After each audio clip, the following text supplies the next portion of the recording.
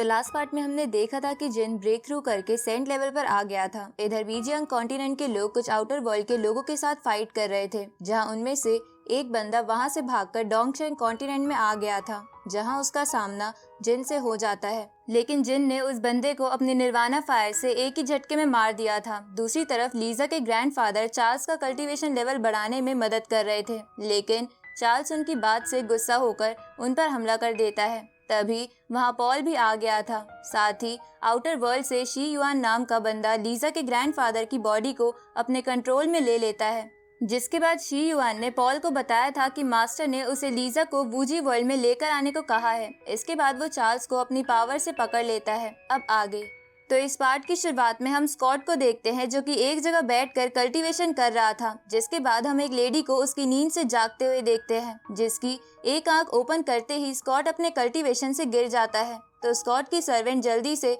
उसके पास जाकर उससे इस बारे में पूछती है, जिस पर स्कॉट उसे बताता है कि मुझे पता चल गया है कि आउटर वर्ल्ड का नेक्स्ट टारगेट डोंगशेंग कॉन्टिनेंट है, इसलिए हमें जल्द से जल्द डोंगशेंग कॉन्टिनेंट पहुंचना होगा।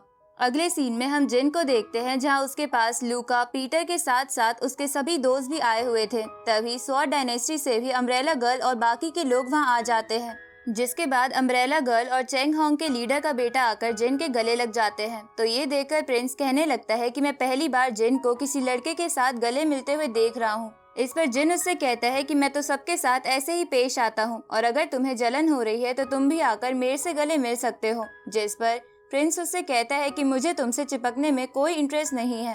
तभी वहाँ लीजा का ग्रैंडफादर भी फ्लाई करते हुए आ जाता है। तो उसे देखकर जिन उनसे पूछता है कि आप टेलीपोर्टेशन फॉर्मेशन को छोड़कर फ्लाई करते हुए यहाँ क्यों आए। साथ ही वो उनसे पूछता है कि आखिर चार्ल्स आपके साथ क्यों नहीं आया। जिस पर लीजा का ग्रैंडफादर, जो कि अब शी युआन था, वो हिचकिचाते हुए कहता है कि वो लड़का अभी नादान है, इसलिए मैं उसकी जान खतरे में नहीं डालना चाहता। तो ये सुनकर जिन चार्ल्स का मजाक उड़ाते हुए बोलता है कि आपने बिल्कुल सही किया, क्योंकि अगर चार्ल्स हमारे साथ बैटल में चलता तो शायद वो अपनी पैंट गीली कर देता। जिसके बाद जिन सीरियस होते हुए सभी से बोलता है कि आउटर वर्ल्ड के लोग बार बार हमारे वर्ल्ड में हमला कर रहे हैं, इसलिए हमें सबसे पहले 2 फॉरबिडन प्लेस, फेंगलिंग लेक और स्वॉर्ड रिंग्स वाले पोर्टल को सिक्योर करना होगा। तभी एक ओल्ड मैन कहने लगता है कि आउटर वर्ल्ड वालों को हमारी पावर के बारे में बहुत कुछ पता चल गया है, लेकिन फिर भी बार बार बस सेंट लेवल के प्रैक्टिशनर्स ही यहाँ आ रहे हैं। तो कहीं ऐसा तो नहीं कि वो लोग बस हमारा ध्यान भटकाना चाहते हो। तो ये सुनकर जिन कुछ सोचने लगता है, जिसके बाद वो कहता है कि कहीं उनका टारगेट जियामू डिवाइन ट्री तो नहीं है। इसके बाद हम मास्टर ली को एक लेक के किनारे देखते हैं, जहां एक लेडी आकर उनसे कहने लगती है कि आखिर आपने जिन को पाथ ऑफ री इनकारनेशन के बारे में बता दिया, लेकिन अगर उस बंदे का प्लान खराब हुआ तो वो कुछ भी कर सकता है, इसलिए जिन को हर एक कदम सोच समझकर उठाना होगा। वो लेडी यहाँ कौन से प्लान और किस बंदे के बारे में बात कर रही थी, वो हमें बाद में पता चलेगा। इसके बाद वो मास्टर ली से कहती है कि अब आपका इस प्लेस को छोड़ने का समय हो गया है। दूसरी तरफ हम जिन और बाकी लोगों को देखते हैं, जो कि जिन के लिए काफी परेशान हो रहे थे। तभी अम्ब्रेला गर्ल कहने लगती है कि अभी तो बाकी के सेंट भी दूसरे फॉरबिडन लैंड पर नजर रखने में बिजी है, और मुझे यकीन है आउटर वर्ल्ड वाले जिन को टारगेट जरूर करेंगे, इसलिए जिन की जान का सबसे ज्यादा खतरा है। जिसको सुनकर पीटर कहने लगता है कि एक बार्बियन हमेशा अपने मास्टर को प्रोटेक्ट करता है, इसलिए अगर मुझे अपनी जान भी देनी पड़ी फिर भी मैं जिन को कुछ नहीं होने दूंगा। तभी यहाँ जेनी की टीचर स्कॉट के साथ आ जाती है, जिसके बाद स्कॉट सभी को बताता है कि जल्द ही आउटर वर्ल्ड की तरफ से यहाँ एक बहुत बड़ा हमला होने वाला है, इसलिए हमें भी बैटल के लिए तैयार होना पड़ेगा। अब हम फेंगलिंग लेक का सीन देखते हैं, जहाँ से आउटर वर्ल्ड का एक बंदा बाहर आ जाता है। तभी वहाँ जेनी की टीचर, स्कॉट और बाकी के कुछ लोग भी आ जाते हैं। जिसके बाद स्कॉट जेनी की टीचर से कहता है कि आप फेरी क्वीन की सीनियर हो, इसलिए आप ही बताओ कि अब हमें क्या करना चाहिए। इस पर वो अपने लवर की स्पिरिट को बाहर निकाल लेती है, जिसे देखकर स्कॉट कहने लगता है कि इस स्वॉर्ड स्पिरिट की पावर भी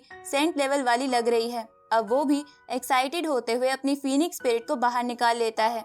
इसके बाद हम उस मॉन्क को जियामू डिवाइन ट्री के पास देखते हैं, जिसने काफी समय पहले जिन को स्वॉर्ड डायनेस्टी का रास्ता बताया था। तभी वो कहने लगता है कि ऐसा लगता है यहाँ बाहरी दुनिया से 3 सेंट आने वाले हैं। उसी वक्त वहाँ जिन अपने सभी सर्वेंट और शी युआन के साथ आ जाता है। तो जिन को देखकर वो मॉन्क खुश होते हुए जिन की तारीफ करने लगता है और कहता है कि तो तुम अपने कर्ज को सप्रेस करके सेंट लेवल पर पहुंच गए हो। उसी वक्त वहाँ बाहरी दुनिया के सेंट आने लगते हैं, जिसे देखकर वो मॉन्क कहता है कि मैं तो कब से इस बैटल का इंतजार कर रहा था। अब वो जियामू डिवाइन ट्री के अंदर एंटर कर जाता है, जिससे उस ट्री का साइज बढ़ने लगता है, जिसे देखकर निकी कहने लगती है कि तो क्या यही जियामू डिवाइन ट्री की असली पावर है, क्योंकि मैं बस इस ट्री के बगल में खड़े होने के बावजूद भी बहुत strong and pure heavenly energy को फील कर पा रही हूँ। तभी वो ट्री अपने एक ही अटैक में उन सेंट को उस वर्ल्ड में एंटर करने से पहले ही मार देती है। तो ये देखकर शी युआन चौंक जाता है। उसी वक्त जिन कहने लगता है कि ये तो बहुत मामूली सी बात है, क्योंकि जियामू डिवाइन ट्री के पास एंशिएंट एंसेस्ट्रल रूट है, जिसकी मदद से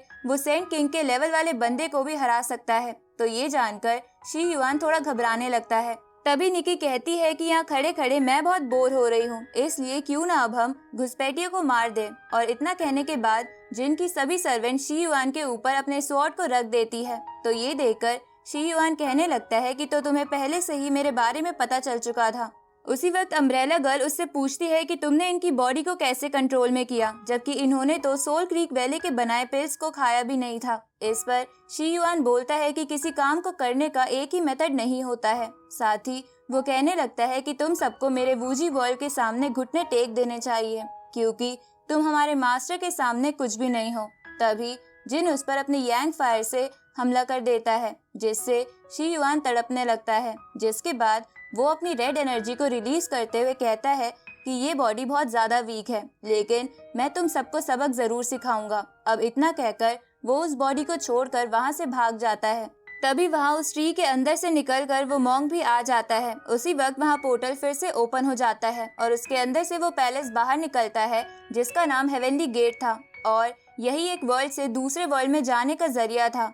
तभी जिन चिल्लाते हुए बोलता है कि चाहे तुम कितने भी पावरफुल हो, लेकिन अगर तुमने मेरे स्वॉर्ड रेन में एंटर करने की कोशिश की तो इसका अंजाम बहुत बुरा होगा। और जिन के ऐसा कहते ही ये पार्ट यहीं पर एंड होता है।